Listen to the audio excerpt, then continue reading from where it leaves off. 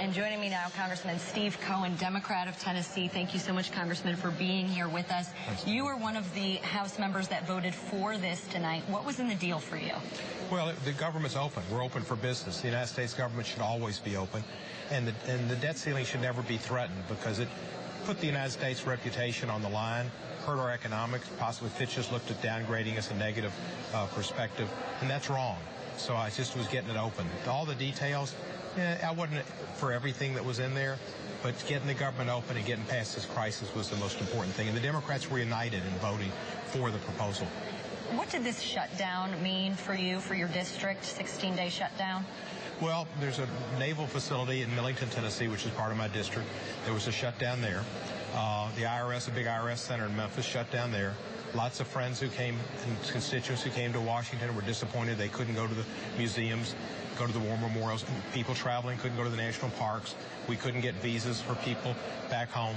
There were all kind of problems with the folks, and federal workers who couldn't get their salaries having trouble making payments. Credit cards are due, house mortgages are due, they didn't have money. And a lot of people live paycheck to paycheck, so it made a lot of problems for people in my district. And what were you hearing from constituents as far as the politics of all of this? Well, it went both ways in my district. I think it did everywhere. There were certain people that supported the shutdown, but most of them in my district supported the president, felt like this was the wrong way to do government and that they shouldn't have other presidents subject to this type of sprinksmanship in the future. But they wanted the government open, and they didn't want to give in to the demands which were made. And a lot of people are starting to understand the Affordable Care Act is a real good thing. People like their children on their health care to the 26th. They don't like pre-existing conditions stopping you from getting insurance. They don't like yearly caps. They don't like annual caps. They like no co-pays for preventative care. There's lots of things people are starting to understand and like. They certainly don't like Congress, though, from the polls. Well, I can understand that. Unfortunately, people like me in my district, and then most people like their own congressperson. But Congress as a body has not operated well. It's been really bad in this. This has been the worst. I think it's pretty clear. Even the Republicans say it was the Republicans' fault. They made a calculated gamble that failed.